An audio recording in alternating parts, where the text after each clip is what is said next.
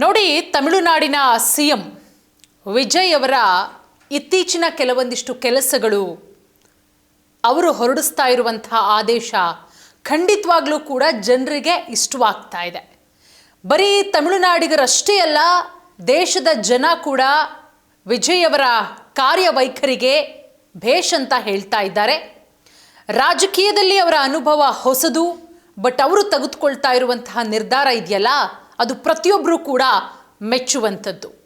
ಈಗ ಅವರು ಮಹತ್ವದ ಆದೇಶ, ಮಹತ್ವದ ಘೋಷಣೆ ಏನಪ್ಪ ಅಂತ ಹೇಳಿದ್ರೆ, ದೇವಸ್ಥಾನದ ಹಣವನ್ನು ಬೇರೆ ಕೆಲಸಗಳಿಗೆ ಬಳಸಂಗಿಲ್ಲ, ಅದು ದೇವಸ್ಥಾನದ ಅಭಿವೃದ್ಧಿಗಷ್ಟೇ ಬಳಕೆಯಾಗಬೇಕು.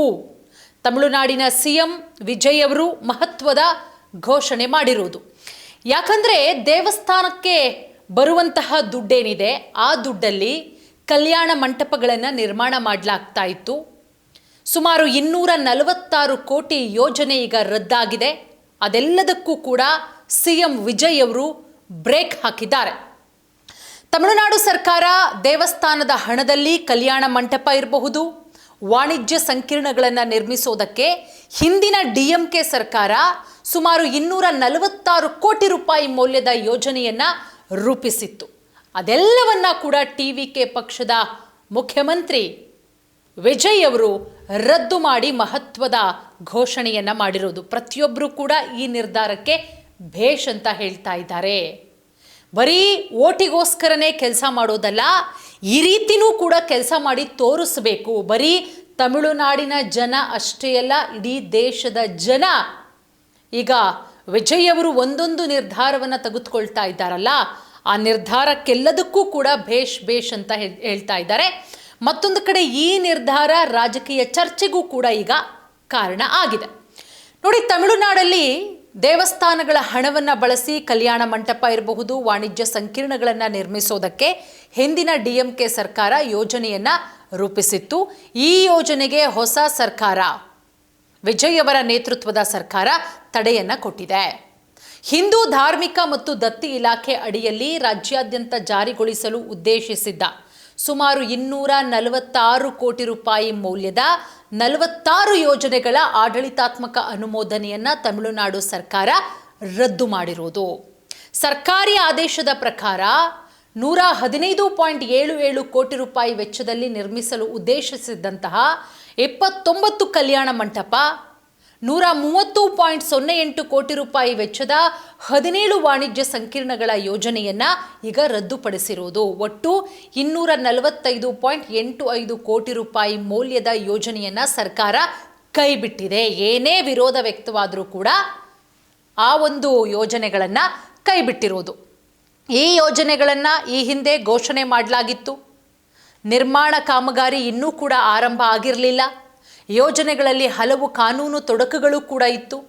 ಸೊ ಇನ್ ಕೇಸ್ ಏನಾದರೂ ಇವುಗಳನ್ನು ಮತ್ತೆ ಮುಂದುವರಿಸಿದ್ರೆ ದೇವಸ್ಥಾನಗಳಿಗೆ ದೊಡ್ಡ ಆರ್ಥಿಕ ಹೊರೆಯಾಗುತ್ತೆ.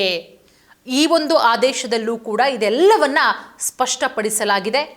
ದೇವಸ್ಥಾನದ ನಿಧಿಯನ್ನು ಹೇಗೆ ಬಳಸಬೇಕು ಅನ್ನೋದರ ಕುರಿತು ಟಿವಿಕೆ ಹೊಸ ಸರ್ಕಾರ ತನ್ನ ನೀತಿಯಲ್ಲಿ ಬದಲಾವಣೆ ತಂದಿರೋದೇ ಈ ನಿರ್ಧಾರದ ಹಿಂದಿನ ಪ್ರಮುಖ ಕಾರಣ. ನೋಡಿ, ಕಲ್ಯಾಣ ಮಂಟಪ, ಶಾಪಿಂಗ್ ಕಾಂಪ್ಲೆಕ್ಸ್ನಂತಹ ವಾಣಿಜ್ಯ ಯೋಜನೆಗಳ ಬದಲು ದೇವಸ್ಥಾನಕ್ಕೆ ಸಂಬಂಧಿಸಿದ ಕೆಲಸಗಳಿಗೆ ಮಾತ್ರ ಹಣ ಬಳಕೆಯಾಗಬೇಕು ಎಂಬುದೇ ಇದರ ಹೊಸ ಉದ್ದೇಶ. ಆದಾಯ ತರುವಂತಹ ವಾಣಿಜ್ಯ ಕಟ್ಟಡಗಳನ್ನು ನಿರ್ಮಿಸೋದಕ್ಕಿಂತ ದೇವಸ್ಥಾನದ ಸಂರಕ್ಷಣೆ ಇರಬಹುದು, ಅಲ್ಲಿಗೆ ಬರೋ ಭಕ್ತರಿಗೆ ಮೂಲಭೂತ ಸೌಲಭ್ಯಗಳನ್ನು ಒದಗಿಸೋದಿರಬಹುದು, ಪಾರಂಪರಿಕ ಕಟ್ಟಡಗಳನ್ನು ಉಳಿಸ್ಕೊಳ್ಳೋದು, ಅದನ್ನು ಬೆಳೆಸೋದು, ಅದನ್ನು ರಕ್ಷಣೆ ಮಾಡೋದು, ಇದಕ್ಕೆ ಈ ಹಣ ವಿನಿಯೋಗ ಆಗಬೇಕು. ಹೊಸ ಕಟ್ಟಡಗಳನ್ನು ಕಟ್ಟಿಬಿಟ್ಟು, ಆಮೇಲೆ ಏನಿದು ಮದುವೆ ಚೌಟ್ರಿಗಳನ್ನು ಕಟ್ಟಿಬಿಟ್ಟು ವಾಣಿಜ್ಯ ಕಟ್ಟಡಗಳನ್ನು ಕಟ್ಟೋಕ್ಕಿಂತ ದೇವಸ್ಥಾನದ ಅಭಿವೃದ್ಧಿಗೇನೆ ಆ ಹಣವನ್ನು ಬಳಸಬೇಕು. ಹಾಗಾಗಿ ಈ ಯೋಜನೆಗಳನ್ನು ರದ್ದುಗೊಳಿಸಿರೋದ್ರಿಂದ ಉಳಿಯುವಂಥ ಹಣವನ್ನು ಭಕ್ತರು ಮತ್ತು ದೇವಸ್ಥಾನಗಳಿಗೆ ನೇರವಾಗಿ ಪ್ರಯೋಜನವಾಗುವ ಹೊಸ ಯೋಜನೆಗಳಿಗೆ ಬಳಸಲಾಗುತ್ತೆ. ಯಾಕಂದರೆ ಹಿಂದಿನ ಡಿಎಂಕೆ ಸರ್ಕಾರದ ಅವಧಿಯಲ್ಲಿ ಅನುಮೋದನೆ ನೀಡಲಾಗಿದ್ದಂತಹ ಯೋಜನೆ ಈಗ ರದ್ದುಗೊಳಿಸಿರೋದು ಒಂದಷ್ಟು ಚರ್ಚೆಗಳಿಗೂ ಕೂಡ ಕಾರಣ ಆಗಿದೆ.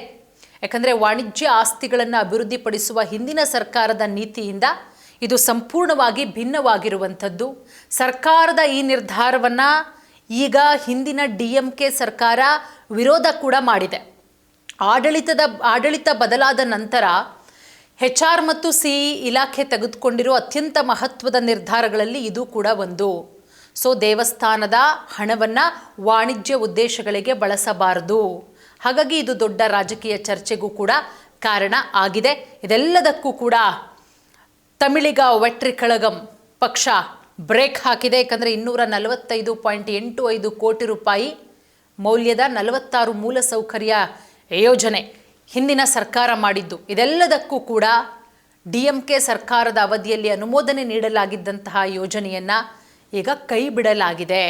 ಸೊ ಹಾಗಾಗಿ ಹಿಂದಿನ ಸರ್ಕಾರದ ವಿವಾದಾತ್ಮಕ ಯೋಜನೆಗಳನ್ನು ರದ್ದುಗೊಳಿಸಿದೆ TVK ಸರ್ಕಾರ. ಏನು ಹಣ ಬರುತ್ತೆ ಆ ಹಣವನ್ನು ಭಕ್ತರ ಕಲ್ಯಾಣ ಕಾರ್ಯಕ್ರಮಗಳಿಗೆ ಬಳಸಬೇಕು. ಇದು ಖಂಡಿತವಾಗ್ಲೂ ಕೂಡ ಒಳ್ಳೆಯ ಯೋಜನೆ ಅಂತ ಹೇಳಿಬಿಟ್ಟು ಪ್ರತಿಯೊಬ್ಬರು ಕೂಡ ವಿಜಯ್ ಅವರ ಈ ನಿರ್ಧಾರಕ್ಕೆ ಭೇಷ್ ಅಂತ ಹೇಳ್ತಾ ಇದ್ದಾರೆ.